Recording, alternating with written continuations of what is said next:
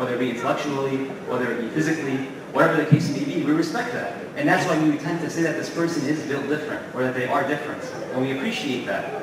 But upon further reflection, it's not just that because something is different or deviates from the norm, that we tend to see it in the same way. So the first reflection is that not all differences are built equal, right?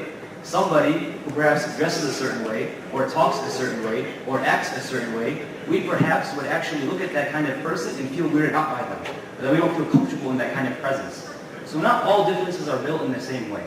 At the same time, we as Muslims, by default, already have that kind of difference associated with us. We already dress differently. We already hold ourselves to a different kind of standard. We already speak differently in some cases, or rather we should, right? But so today's khutbah is going to be about not feeling bad about the sins that we commit, or about how much of a not Muslim we are.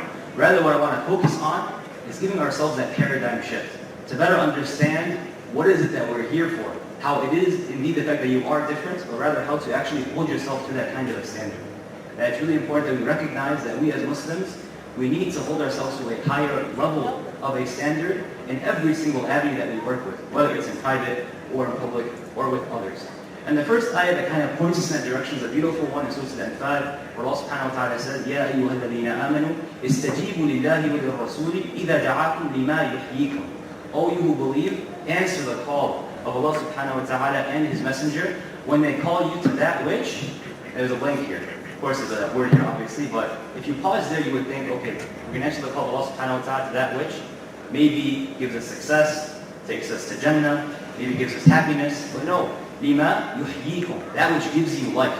This idea that this Islam, it's not just a bunch of rules or standards that we have to try to meet to the best of our abilities. It's not just a religion that my fathers had or I adopted that I have to follow blindly. Rather, it literally gives you life. That this Islam, this deen, gives you life. It's the foundation which ignites your heart and gives you purpose in everything that you do.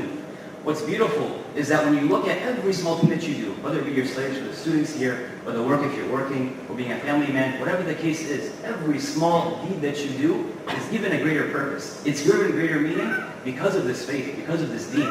So you know that every single interaction is blessed or honored if it's done the right way. And you recognize that any single interaction that perhaps is negative or not done to construct